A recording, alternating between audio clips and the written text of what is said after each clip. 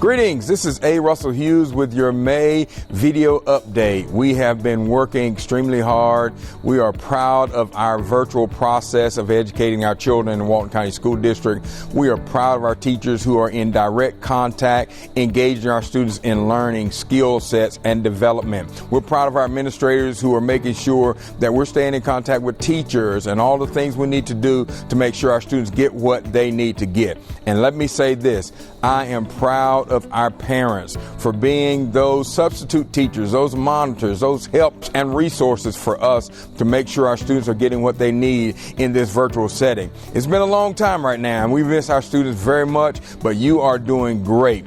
I am standing on the Mossy Head School campus, elementary school campus in Mossy Head, Florida, where it is one of the 5 distribution sites where we have fed more than 23,600 students throughout our county. 23,604 students have received food from our distribution sites and our bus drivers. When you talk about heroes, I have real heroes preparing food and packages. Right now, I have real heroes driving buses and making sure we're disseminating food and packets. I have real heroes who are principals who are making sure that we have a place that people can come and get Wi-Fi. I am so proud of the entire Walton County School District, all the tiers of leadership, all the stakeholders, including our communities. I am so proud of you. So I want to say this, very important. May, we will start distributing food at our curbside sites. The 5 locations will remain the same. The bus routes will remain the same, but the day will change. Starting May, the first Wednesday in May, we are going to begin distributing food and providing food by curbside on Wednesday. No longer doing Tuesdays, we're doing one day only to make sure we maximize the resources, minimize our exposure and interaction with the public. So we're going one day, and that day during the month of May is going to be on Wednesday. We have provided more than 105,000 meals to our community members, our students and families. It's been incredible participation with the district employees to prepare and pack and distribute these food products, and I'm proud of everyone. I'm telling you, it has been a massive undertaking. It has been something that's been done almost flawlessly. So I want to just thank everyone, and I will not call names because there's so many people that have their hands in this involved to make sure our community and our children are fed. Let me say personally, thank you. Let me say on behalf of those families that come through the line and don't see those who are preparing these packages in the background. They are ecstatic and appreciative of all we've done, and I appreciate you. Thank you to my board who supported this to make sure we had what we needed. We reduced the number of meeting days so we could get these things done through operations, and I am proud of every one of you. Well, let's talk about our at-home learning instructional continuity plan. Our digital and curriculum team, they have really fielded a lot of questions. They are making themselves available to teachers, parents, students, administrators, vendors, district personnel on software issues. Listen to this. They have fielded more than 985 calls and responded to stakeholders when there's been a digital problem. We want to make sure that anything virtually is not going to be an interruption to what we need to get done. So you have someone to call, you have a place to call. Make sure that you use us as a resource if you have some sort of issue with getting online. Let me tell you how proud I am of our students, our quasi substitute teachers and parents and homes. You guys have been doing phenomenal. Listen to these numbers. You know, I am a statistician when it comes to data and making sure we're doing the right thing. Listen to these numbers.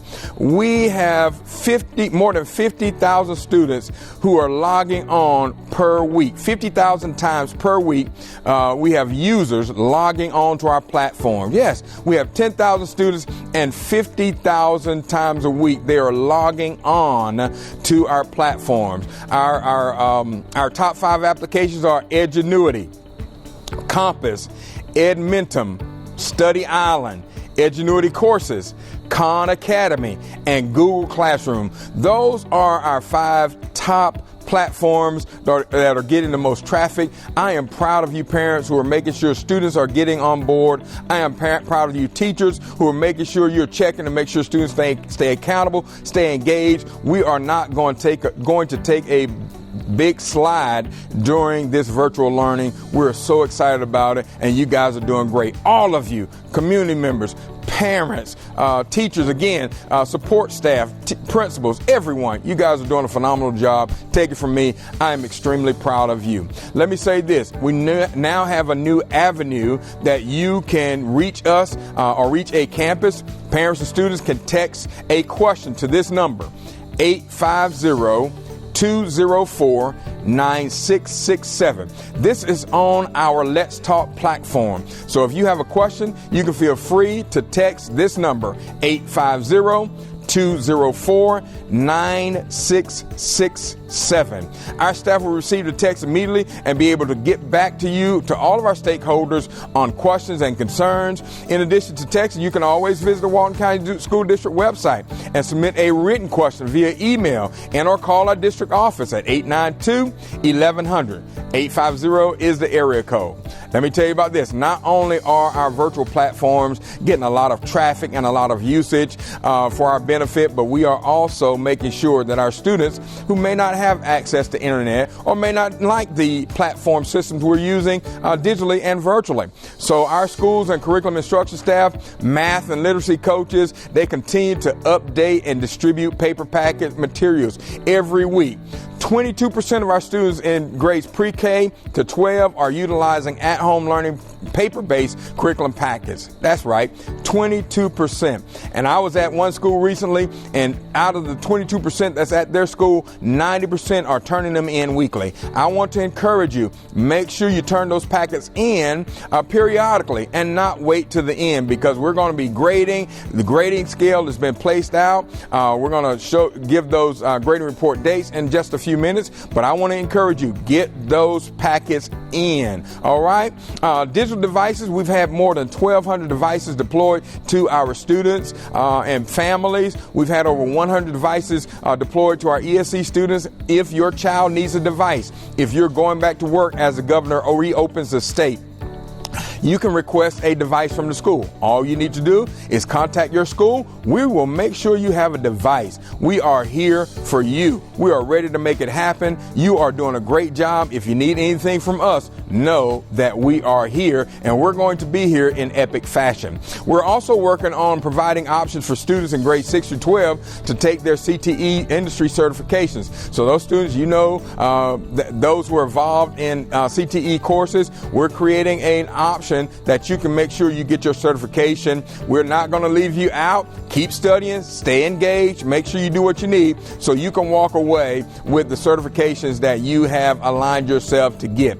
Also, advanced placement exams are going to be at home. All you have to do is contact your teacher for more information. Parents, if your student is in an AP class, all they have to do is contact their teacher. The teachers are going to set it up where they can take those exams at home. You've done too much work. You've done too well for us not to make sure we uphold you in completing the process of getting your AP status and certifications with CTEs. All right. Now, I want to say real briefly before I start to give you the timeline of grades K through 12 when it comes to the fourth 9 weeks.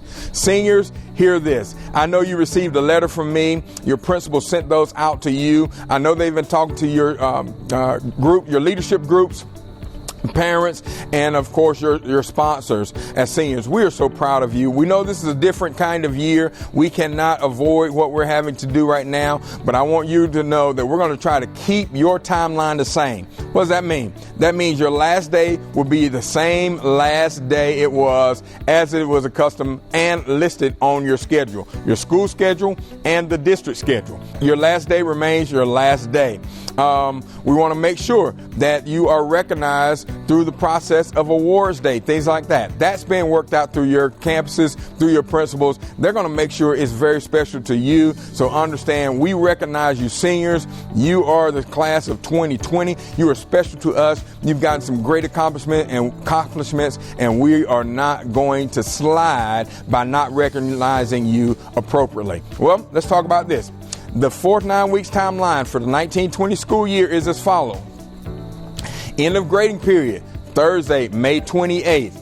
Paper packets are due May 15th. Online assignments are due by May 22nd. Grades posted by teachers going to happen on May 29th by 3 o'clock p.m. Report cards will be distributed on Monday, June 8th. Library textbooks, laptops, and device drop-offs. This is going to be worked through your specific schools, so you want to make some arrangements with them. They're going to give you some directions, but it's going to happen between May 18th and May 22nd. Students may pick up personal belongings between May 18th and May 22nd. All of this will be done under CDC guidelines. We want to make sure you are safe. If there's some kind of problem with that, your administrator is going to make sure that you can get what you need. If you left things in your lockers, left things in your rooms, left things in science labs. All right. So stay in touch with your school. They're going to give you some specific directions. Well, I also want to say this. We are still doing great things in Walton County. Hear this. I want to say congratulations to our 4 traditional high school programs for earning honors as best high schools in the U.S. and News World Reports 2020. Best high school rankings. Also, Paxton School was also one of the best high schools in the U.S. News and World Reports. We are so proud of all of our high schools. Hear this. 100% of our high schools were listed on the U.S. News and World Report's 2020 best high schools in the country. Aren't we doing great things in Walton County School District? It happens because we have the greatest teachers there are. We have the greatest administrators. We have the greatest support staff. We have the greatest families, hear this, and we have the greatest students, bar none. I am so proud of you. God bless you all. Continue to know that we're still doing great things, although this virtual setting is as it is. I do want to take some time to acknowledge some people who have helped us with feeding. They are as follows. Food for Thought and Miss Tiffany Nelson, the leader of that organization. We are so thankful for your work. WZEP, Tom Fleetwood. He makes sure that anytime we want to get communication and information out, that we can come in and share information using our radio waves. We're so proud of you all supporting us. I also want to say thank you to Joe Johnson, the Board of Directions, and the Farm Bureau family for providing a pallet of peanut butter and other items so that our children can be fed. They said this: we believe in what is happening in the Walton County School District, and we want to be a part. You all have made this possible. You have been a great partner, and collaborative efforts have been made because you have connected with us. You have joined with us. You see the importance of feeding children and feeding our communities. God bless you all. We are so proud of you. And then let me end with this as well before I talk about our seniors. Bus drivers, support staff, all of them have been so phenomenal. I'm proud of you. I'm thankful for you. We are grateful for the work you have done. This is my last statement. Our seniors, my heart has been burdened for where you are. This is a very important year. I understand clearly. You only get one senior trip. They don't do that in college. You only get one prom. You only get one graduation, high school graduation, that all of those who are in high school participate in most cases. We want to make sure that you know that you're very important to us. We want to make sure that we don't reduce because of our current environment, atmosphere, and the executive orders we're under. We don't reduce the value of your commitment to graduating. I know to our parents, many of your students may be first-time graduates. First generation graduates, it's important to you to see those students walk across the stage.